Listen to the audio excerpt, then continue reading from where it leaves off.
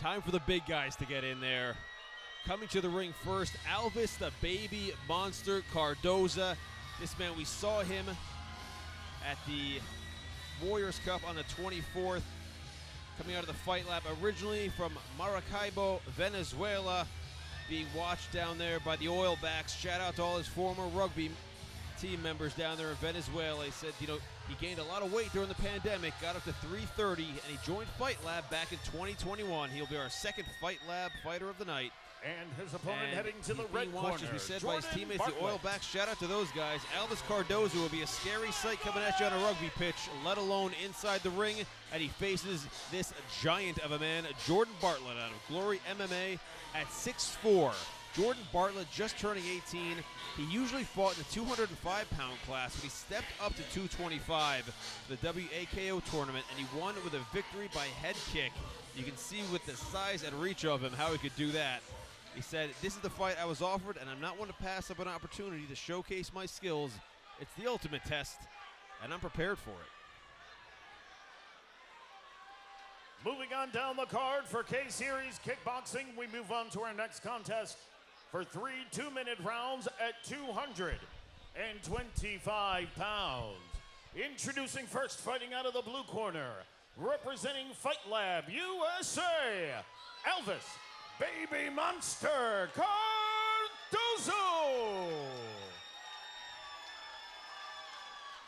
His opponent across the ring, fighting out of the red corner, representing Glory Mixed Martial Arts, Jordan Bartlett. Jordan Bartlett, 3-1. And the man in charge of the action at the sound of the bell, Alvis Mr. Cardozo Brandon Medina. at 1-1. Jordan had so much energy in his walkout, bouncing up and down, smiling big. I expect him to try to start very strong in this first round. But one thing that you can't forget is that Alvis has been in this ring before, and being able to call this ring home just a couple of weeks ago is such an advantage. Starting the round off with some knees from Jordan Bartlett as Alvis tries to close the distance and land shots. Cardozo really trying to stay close, but there is no clinching again in K1. I can't imagine that this fight will go all 3 rounds with how much power I'm seeing thrown. When you have these kinds of fighters with this much power, it is all on the line all the time. Any shot could end it at any time. Alvis just landed a big left hook on Jordan Bartlett, and Bartlett was able to return with a big knee to the body. The reason I think we see so much clinching and kneeing going on here, even though this isn't Muay Thai, is because Alvis is trying to close the distance since he's the shorter fighter, but Jordan is very energetic and is trying to step forward and show pressure. So they're kind of colliding there in the center of the ring, and they're ending up in clinching and kneeing range pretty often.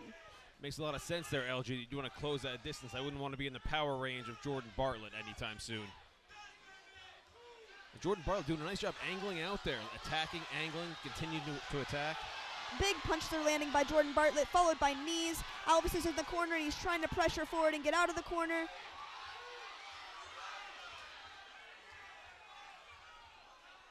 Nice attacks to the body there from Bartlett. The referee, Brandon Medina, seeing the power coming in for those shots. Cardozo with the first 8 count of the fight. Standing 8, and he will continue. There in the neutral corner, we saw Jordan Bartlett catching his breath, and he springs straight back into the action as soon as the ref allows it. 10 seconds remaining in the first round. Great combo there by Bartlett. We saw a double jab cross followed by a big, heavy, dominant kick. Alvis is moving forward. Seems like Alvis Cardozo, you were saying something there during the round. Cardozo did a great job closing that distance early, but it seemed like towards the latter half of the round there, Jordan Bartlett was able to find his range better, use his footwork and get outside, and he was awarded an 8 count for his efforts. You know, when you're so excited coming into a fight, you're amped up, you have an energetic walkout, you hear everybody cheering your name. As soon as the bell goes off, it's like starting a race. You jump off pretty quick. But after a couple of seconds there in the ring, you get a little bit more comfortable, ease off of the gas pedal a little bit, and find your range better. You see Mike Kim there in Jordan Bartlett's corner.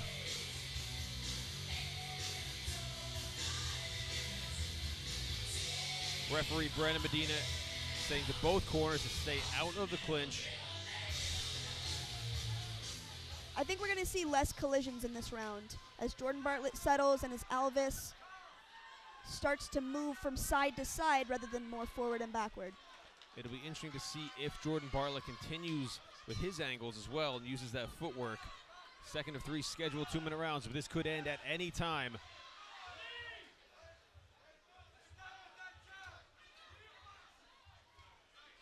Nice hands there and a solid knee landed by Bartlett. Another factor to why we may see so much clinching is because Alvis was just in here a couple of weeks ago, but under a different rule set. He was here doing Muay Thai, which includes clinch with knees and elbows, and so he's probably a little anxious to get in tight and forgets that elbows and clinch are not permitted under the K1 rule set. It can be tough. Just a change of rules like that, it can be tough to adjust if you're accustomed to one style. That's right. Your hands just want to naturally wrap around your opponent when you get that close, but unfortunately, in the K1 rule set, that is illegal. And we see the referee reminding him of that. Nice Jordan head Bartlett, yes, that's exactly right, landing that big teep to the head. And Bartlett's been doing a great job in this round with the knees to the body. Oh! We might see another standing 8 count if he doesn't go down here with the ref.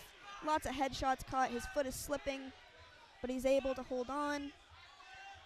Bartlett doing a very solid job mixing up the punches and knees throughout this round.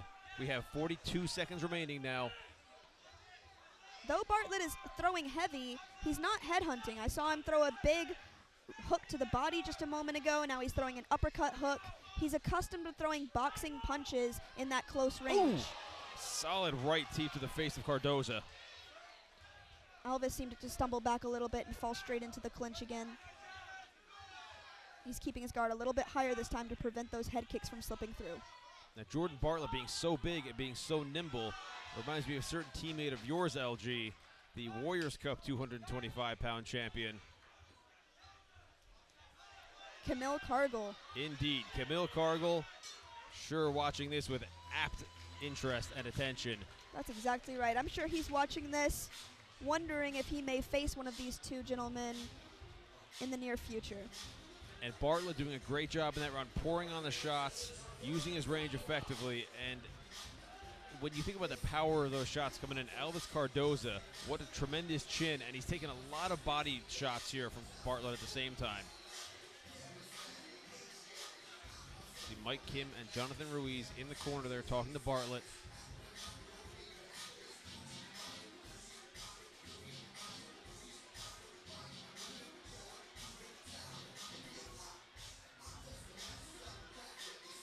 Bartlett does seem to be taking some really deep breaths, like he might be very tired. That's not surprising considering how much power and how often he was throwing. But despite being tired, he showed such good movement at the end of that round. Yeah, it's a lot of muscle. That puts a lot of demand on the system. The blood carrying all those red blood cells, carrying oxygen. But he is pushing it straight through it. Oh, a little slip there. He was caught on the chin right before he slid there. I wonder if that has anything to do with the slip, but I don't think that it did.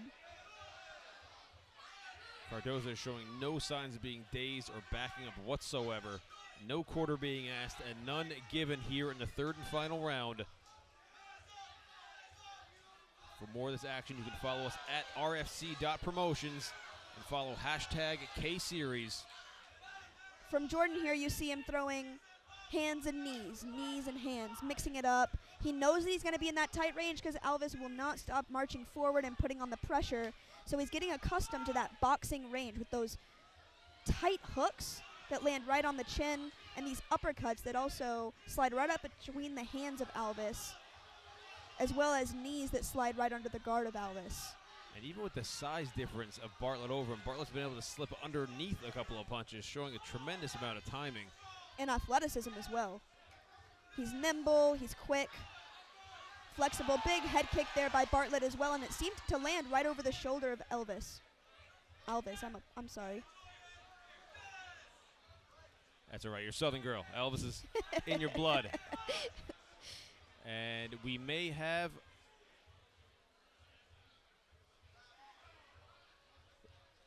Looks like they're doing a point deduction. Referee has seen enough grabbing and clinching. He's deducting a point from Alvis Cardozo.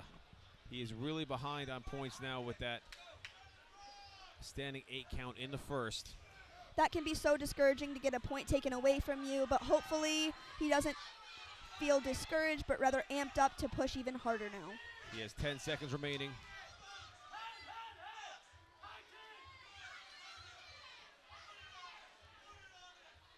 Great movement from Jordan. Yeah, really tremendous throughout all of these rounds. Jordan Bartlett showing a huge amount of ability to move, strike, and really utilize the entire ring and uses angles to move around. Alvis Cardozo doing a good job representing for himself in there. Alvis Cardozo, a frightening prospect for anyone. And now, LG, we saw that penalty taken in the third for excessive grabbing. We were saying something about changing up and trying to discipline yourself to not clinch. And you would know, you fought both kickboxing and Muay Thai rules. And is it that difficult to really, just because you know you're not supposed to clinch, is it just?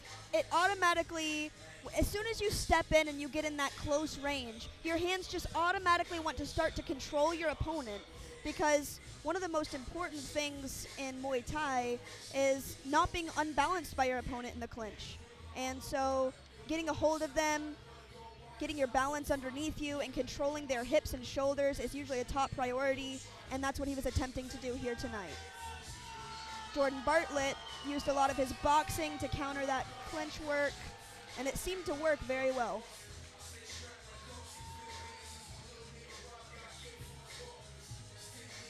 And Jordan Bartlett, at just 18 years of age, has made a serious impression here at the K-Series. We'll go to Mike Falvo to get the official scores. How about a round of applause for these two great fighters, folks?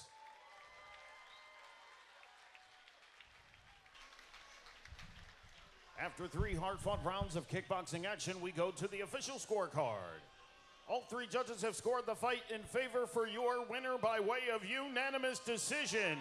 Out of the red corner, Jordan Bartlett. Great fight here. Some big guys. Lots of power flying the whole 3 rounds there. And Jordan Bartlett stepping up from the 205-pound division up to 225. And you can see that nimbleness and that effectiveness at that size.